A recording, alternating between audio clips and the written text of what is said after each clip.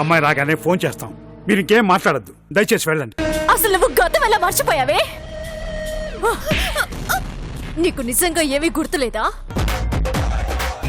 తగలక ఈడు మళ్ళీ నీకే తగలాలా? నా ప్రాణం పోయినా సరే వీడికి ఐ లవ్ యూ చెప్పనంతే. నారి డాళీ, నీ సంగతి నాకు తెలీదమ్మా. నేను మాత్రం వెళ్ళాలనే డిసైడ్ అయ్యాను. ఇది కాదమ్మా నేను కోరుకుంది. నాకు కావలసిన స్థానం ఈ ఇంట్లో కాదు, బావ మనసులో. అదే లేనప్పుడు ఈ ఇంట్లో నేనుండి ఏం లాభం? ఏంటే బావా బావా బావా అతను కాదన్నంత మాత్రాన నీకు పెళ్ళే జరగదా? నీకేం తక్కువే, అందం చదువు అన్నీ ఉన్నాయి. నిన్ను దూరం చేసుకుంటున్నందుకు అతను బాధపడాలి.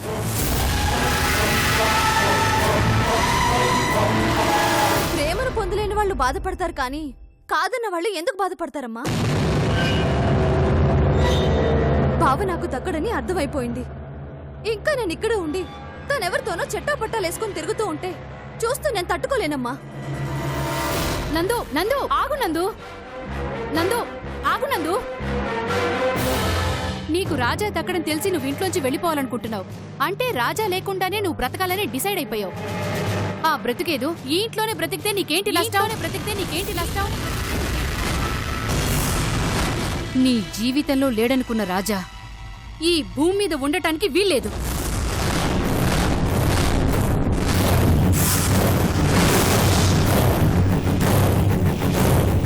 నువ్వేం మాట్లాడుతున్నావమ్మా? అవునందు, ఇన్నాళ్ళు రాజాతో పాటు ఈ ఇల్లు ఆస్తి అన్నీ నీ సొంతం అవ్వాలని కోరుకున్నాను. కానీ రాజా ఇక మన దారికి రాడు అని తెలిసిన తర్వాత కూడా ఆలస్యం చేయటం మంచిది కాదు. నేనిలా ఆలోచించటం నీకు ఆశ్చర్యం కలిగిస్తుందని నాకు తెలుసు, కానీ నాకు వేరే దారి లేదు. నా కూతుర్ని సుఖంగా ఉంచాలంటే నాకు రెండే మార్గాలున్నాయి. ఒకటి, నా దగ్గర డబ్బుండాలి, లేదా డబ్బున్న వాళ్ళింటికి నా కూతురు కోడలుగా వెళ్ళాలి. రాజా నిన్ను పెళ్లి చేసుకుంటే నేనిలా ఆలోచించాల్సిన అవసరం ఉండేది కాదు. కానీ ఇప్పుడు అవసరం వచ్చింది. నా కూతురు సంతోషం కోసం నేను ఏవైనా చేస్తాను నందు. నా దగ్గర డబ్బుంటే రాజా కంటే అందగాణ్ణి, ఆస్తిపరుణ్ణి, అంతకంటే తెలివైన వాణ్ణి నీకిచ్చి పెళ్లి చేస్తా. అలా జరగాలంటే ఒకే ఒక్క దారి. ఆస్తి కోసం రాజా అస్థికలు గంగలో కలపాలి.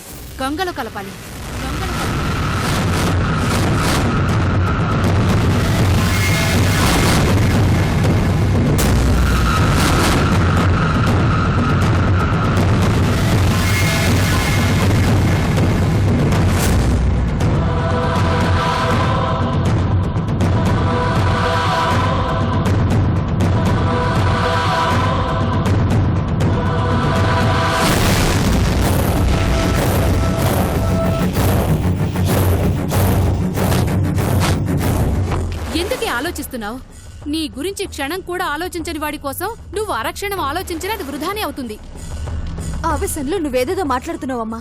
ఆవేశంలో మాట్లాడినా ఆలోచించే మాట్లాడుతున్నానందు. నీ బ్రతుక్కో దారి చూపించాలంటే నేనీ దారిలో వెళ్ళక తప్పదు. నేను ముళ్లబాటలో నడిచైనా సరే నిన్ను పూలబాటలో నడిపిస్తా. నిర్ణయం తీసుకోటానికి నువ్వు వెనుక ముందు అవుతున్నావేమో కానీ నేను క్లియర్గానే ఉన్నాను. ఇంకా ఆలస్యం చేస్తే రాజా చందుని సరాసరి ఇంటికే తీసుకొస్తాడు. వాళ్ళిద్దరూ కలవకముందే రాజా ప్రాణాలు గాల్లో కలిసిపోవాలి.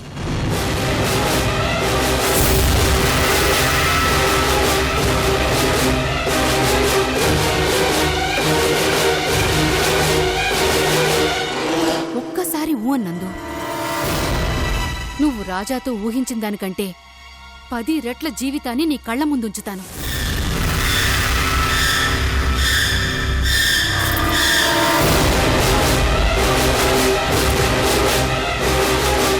చెప్పు నందు, చెప్పు, త్వరగా చెప్పు నందు. మనసొప్పుకోవడం లేదమ్మా.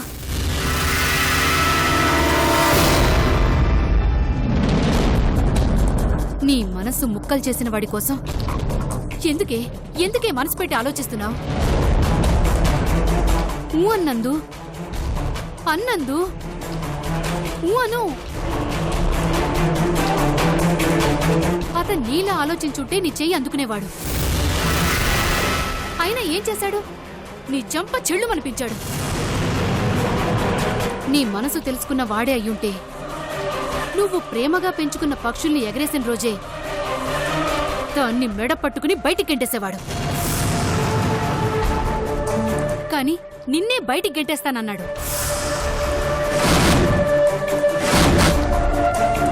నువ్వు అతన్ని అభిమానించావు, అతను నిన్ను అవమానించాడు. నువ్వు మోసపడ్డావు, అతను నిన్ను మోసం చేశాడు. నమ్మిన వారిని మోసం చేస్తే దాని ఖరీదు ప్రాణమని అతనికి తెలిసేలా చేద్దాం. న్యాయం కోసం నేరం చేస్తే తప్పు కాదు నందు. ఒప్పుకో నందు, నా మాట వినమ్మా, ఒప్పుకో.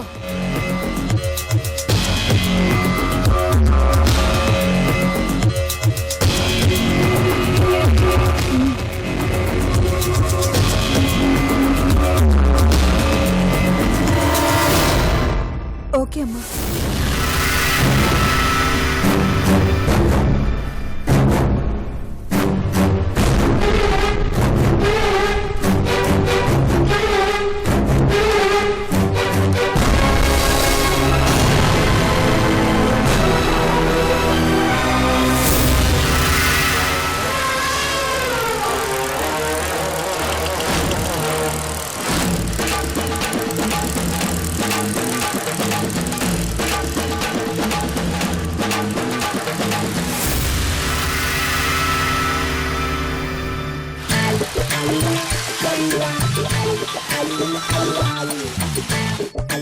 హలో అక్క, నేను డ్రైవింగ్ లో ఉన్నాను, తర్వాత చెయ్యి. ఒరేయ్ బండి ఆపరా. ఎందుకక్క? ముందు నువ్వు ఆపరా చెప్తాను. ఏంటక్క నువ్వు?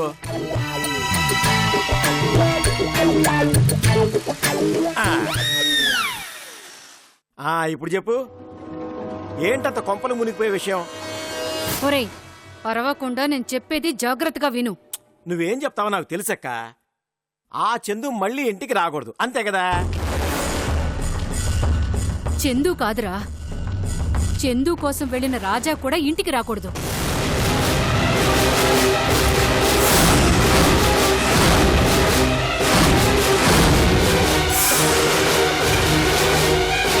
ఏంటక్క నువ్వు మతుండే మాట్లాడుతున్నావా? నోరు మూసుకుని చెప్పింది చెయ్యరా. నువ్వేం చేస్తావో ఎలా చేస్తావో నాకు తెలీదు. రాజా ఇంటికి తిరిగి రాకూడదు, వచ్చినా శవమై రావాలి.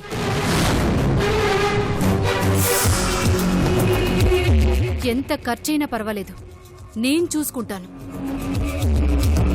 అంతేకాదు, రాజా పోతే ఆస్తి ఎలాగూ మాకే వస్తుంది కాబట్టి ఆస్తిలో పావు వాటా నీదే. ఆస్తి విషయం పక్కన పెట్టక్క, మరి మన నందుని ఒప్పించిన తర్వాతే నీకు ఫోన్ చేశాన్రా.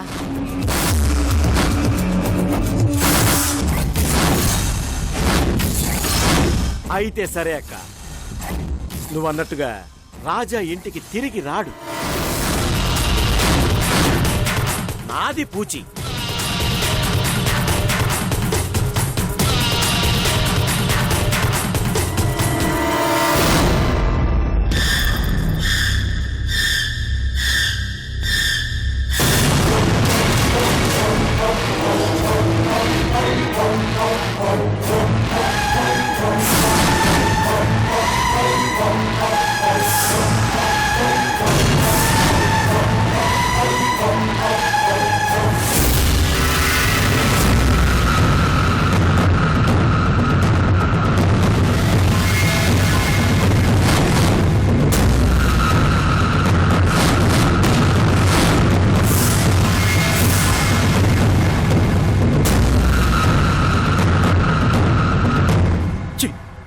ఈ జన్మలో మీకు బుద్ధి రాదే.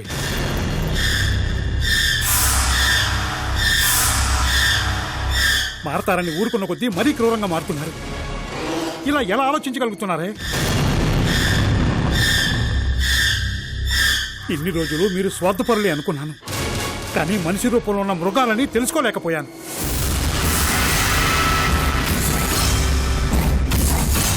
తెలుసుంటే రాజా కంటే ముందు నేనే మిమ్మల్ని ఇద్దరిని బయటకు గెంటేసేవాడిని.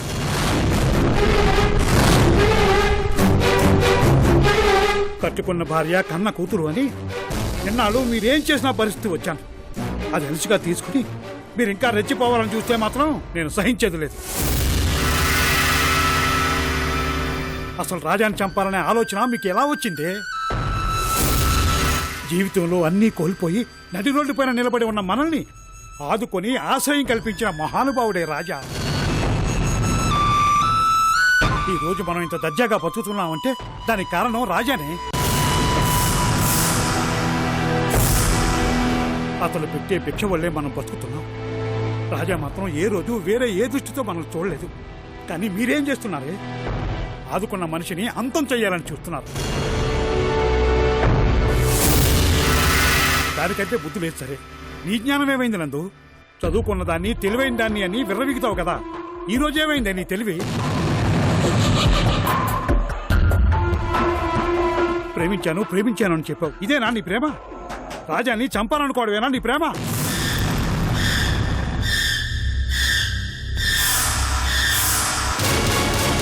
ప్రేమలో స్వార్థం ఉండొచ్చు నందు, కానీ స్వార్థంగా ఆలోచించడం ప్రేమ అనిపించుకోదు. ఇన్ని రోజులు నువ్వు రాజాని ప్రేమిస్తున్నావు అనుకున్నాను, కానీ నీ స్వార్థం కోసం నువ్వు అతన్ని కోరుకుంటున్నావు అనుకోలేదు.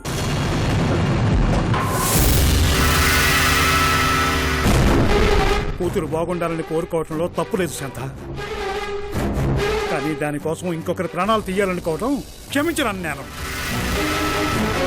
ఆ నేరం మీరు చెయ్యాలనుకున్నా నేను చెయ్యనివ్వను.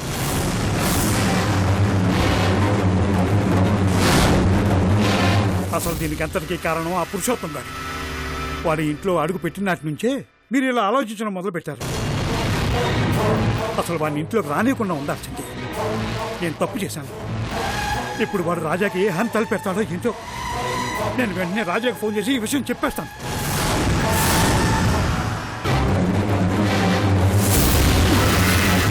ఏమండి, మీరు ఎక్కడికి వెళ్తున్నారు? నేనుండగా మీరెక్కడికి వెళ్ళడానికి వీల్లేదు. వెళ్తాను, వెళ్ళి రాజాకి ఈ విషయం చెప్పి తీరుతాను. ఎక్కడికి వెళ్తారండి? పదండి, నందు, పదండి లోపలికి. శాంత, ఆగు శాంత, శాంత, అమ్మ ఇక్కడే నందు. ఉండండి. శాంత, శాంత, తలుపు తీవే. శాంత, శాంత, నువ్వెంత తప్పు చేస్తున్నావో నీకు తెలియటం లేదు. శాంత, తెలుసు, నేను చేసేది తప్పని నాకు తెలుసు. నా కూతురు జీవితం కోసం నేను తప్పు చేయడానికి కూడా వెనుకాడను. పదనందు, పద.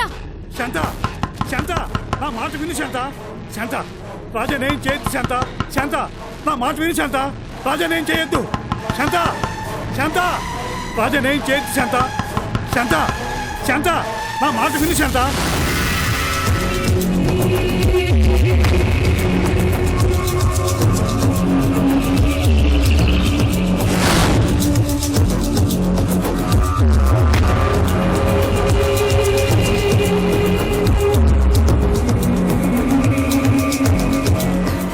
ఇలా ఎంతసేపని రోడ్ల మీద తిరుగుతూ దాని గురించి వెతుకుతూ ఉందాం.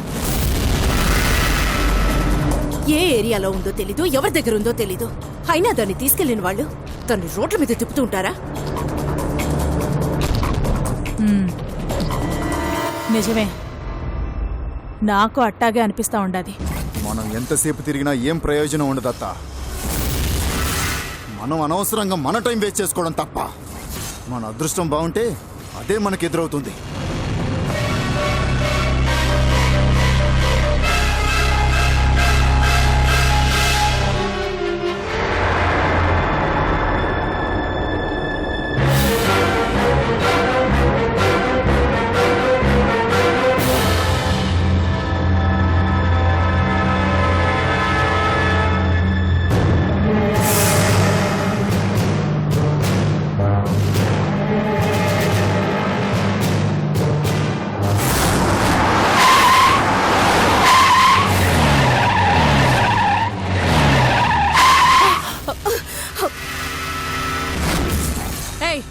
ఏమేనదరా?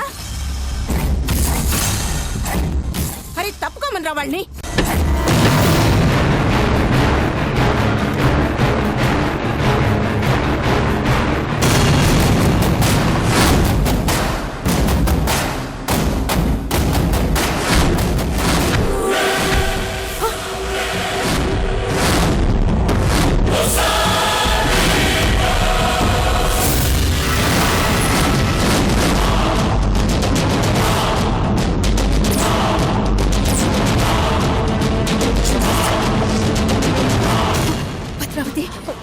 కార్తీక్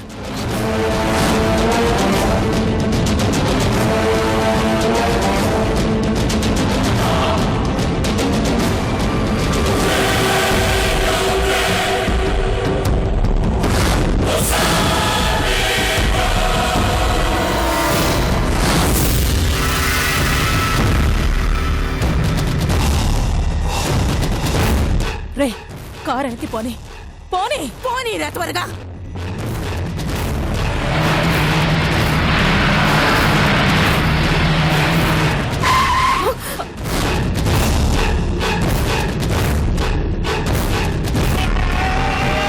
యశోదరా లాక్ చేశారు.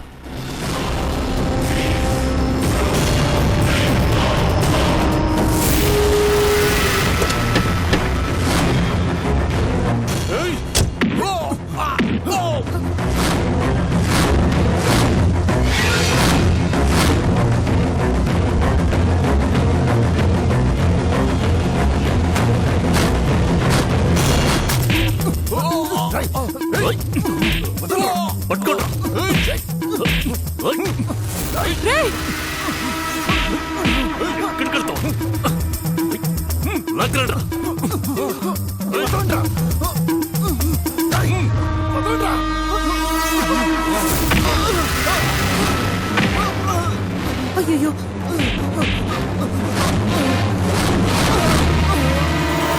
యశోదరా నా నా అల్లుడు.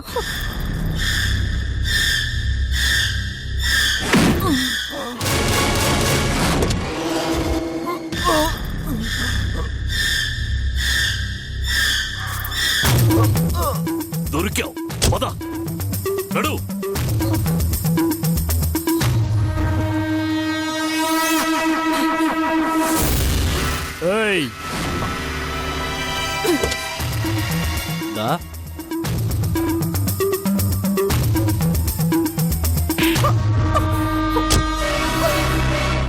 ఎన్నాళ్ళకి దొరికావే? చందు నీ దగ్గర ఉందని చెప్పి ఇన్ని రోజులు నన్ను పిచ్చి వాళ్ళ పరుగులు పెట్టించావు. ఇప్పుడు ఏం చెప్పి తప్పించుకుంటావే? ఆ కార్తీక్, నువ్వు ఈ యశోధరతో పెట్టుకుంటున్నావన్న విషయం మర్చిపోతున్నావు. నేను ఎదురుపడిన తర్వాత కూడా నీకు మాటలు వస్తున్నాయంటే చావుకి అడుగు దూరంలో ఉన్న విషయం నువ్వు మర్చిపోతున్నావు. నీకు ఇవాళ చావుని పరిచయం చేస్తాను.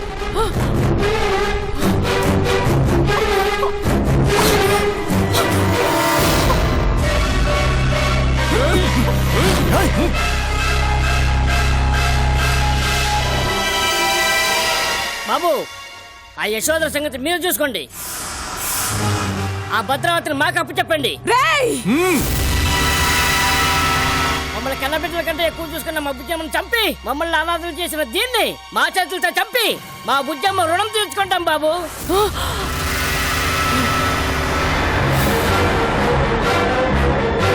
అవును బాబు, ఇవాళ మేము వచ్చింది వేడని చెప్పడానికే. ఇన్నాళ్లకు దొరికింది. దీన్ని ముక్కలు ముక్కలుగా నరికి మా కసి తీర్చుకుంటాం.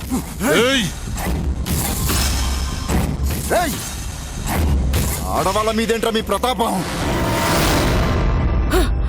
వీళ్ళు ఆడవాళ్ళేంట్రా? ఆ మాట అంటే ఆడ జాతికి అవమానం.